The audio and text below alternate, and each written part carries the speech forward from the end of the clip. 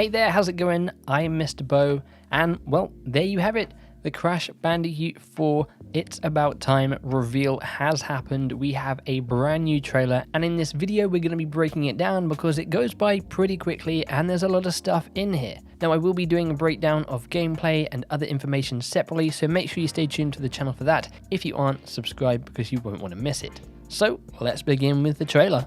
So the first thing we see in the trailer is this massive tree which is glowing and there's a storm going up to the sky. Now I could be wrong, but I believe this is the tree where Uka Uka and Cortex's original base was built underneath. I'm not entirely sure, you could correct me if I'm wrong, but I believe that's what it is. The premise of this game is Cortex, Uka Uka and Entropy have been stuck in a time prison, but they've managed to get out. And now they're back. Doing so though has unfortunately caused a multiverse, which is where the time aspect of this game comes into it, in which you'll be going to different time periods as well as different dimensions. As we move on, we get our first look at a level in this game, and I must say the art style is incredible. I'm absolutely in love with it. I think they've done an awesome job and it just really fits Crash Bandicoot. It's vibrant, it's a bit quirky and weird, but it's also very simple at the same time. Obviously, it does match up with what they did with Spyro. But looking at the screenshot, we can see the TNT crate, we can see a crate that gives you extra Aku Aku, we can see a jumping crate, we can see a slam crate, we can even see a crate all the way back there that is a checkpoint crate, and even a Wumpa crate. You can also see these weird sort of anteater enemies walking backwards and forwards. This game is going to be that traditional linear gameplay you remember from 1, 2, and 3. There's no open world, but you will see some variety in how they do linear levels, and there's also some masks that give you gameplay abilities which we'll get into in a minute. We get a pretty quick shot here of another level, one that you'll be going sideways across, and it seems like this is going to be Cortex's castle. You can see the big end, you can see all these towers, there's lava coming up from the ground.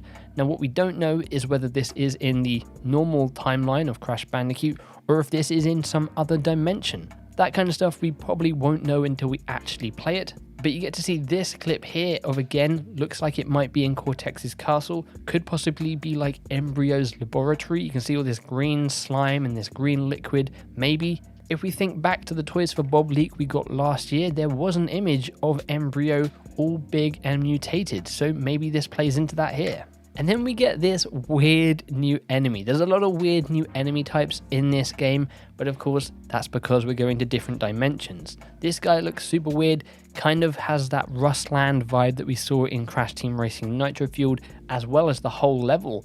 And I believe these henchmen are henchmen of Engine, who we will get a better look at in a minute. Now this shot here gives us a nice look of how these linear levels are going to work. There's lots of obstacles to avoid. And you can see there's even like these conveyor belts that are going to push you down into the spikes below if you're not careful enough.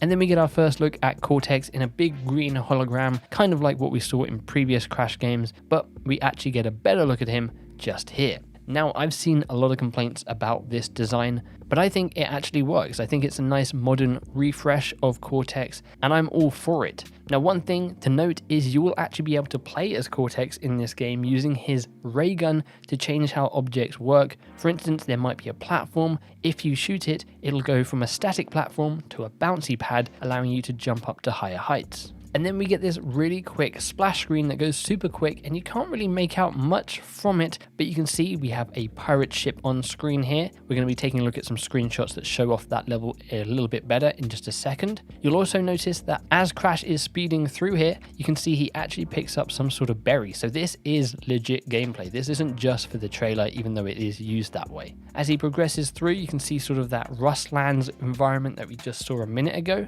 with a big skull. And then he crashes through back into an area that does look like Wumpa Island. But again, it is all a little bit too blurred because it's going pretty quick and the compression is quite bad here on the YouTube video.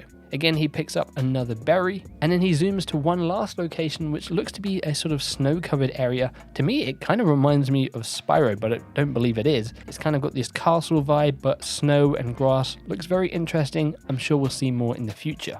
And of course, it is about time we saw a brand new Crash Bandicoot game. It's been 12 years since we saw a fresh new Crash game. So here he is. This is Crash. This is the brand new redesign. Again, I think this looks super cool. You can see he's got like paw prints on the bottom of his shoes. He's a little bit more simpler in design to what we saw with the Insane trilogy. Doesn't really have a load of fur on him, but I think it looks really cool. And as you can see here, we look to be on Wumpa Island. You can see a load of surfboards in the ground there, as well as a ship, and even a TV on some speakers. Now we see another bit of gameplay here, which looks to be on Wumpa Island, and you can see Crash is sliding along these vines. If you notice down the bottom there, you can see these platforms with skulls on them, and they are the same skulls we saw in the merchandise leak from last week. So that is interesting to see that those merchandise leaks were indeed for this game, and those merchandise leaks also had a leak of Torna, so she is probably in this game. You can also see as he goes on in the background that is another section of the level, so while these are linear levels, you'll be able to see different parts of levels you're going to be either going to or maybe places you just come from. Now, of course, we're getting the classic water levels back from Crash Bandicoot 2 on the exact same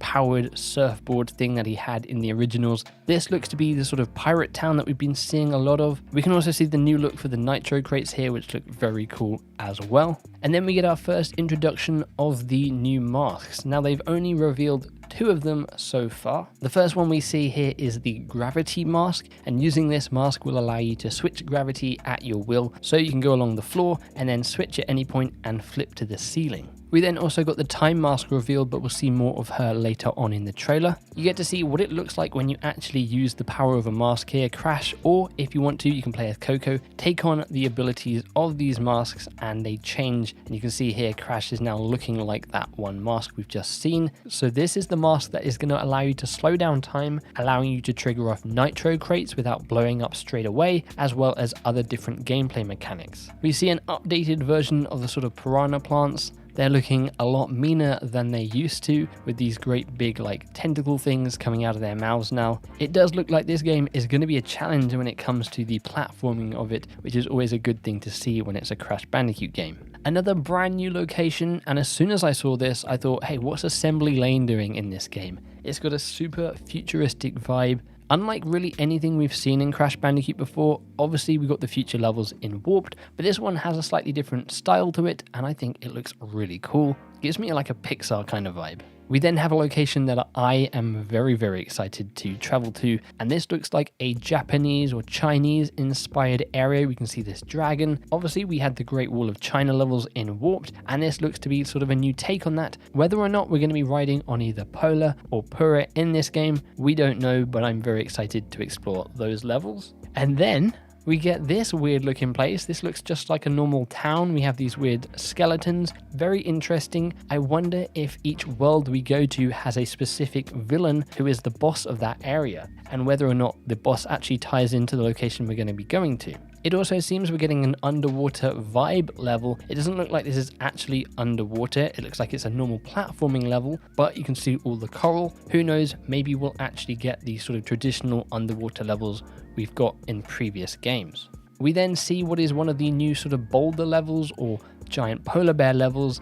This time you're running away from a massive T-Rex, jumping over lava, trying to make sure he doesn't get you, and at the end he falls in the lava. Here we get another look at Cortex, obviously in game this time. Again, you're going to be playing as Cortex at different points of the story, and it was alluded to in the interview with Toys for Bob that you might be actually playing as some other characters as well, other than just Cortex.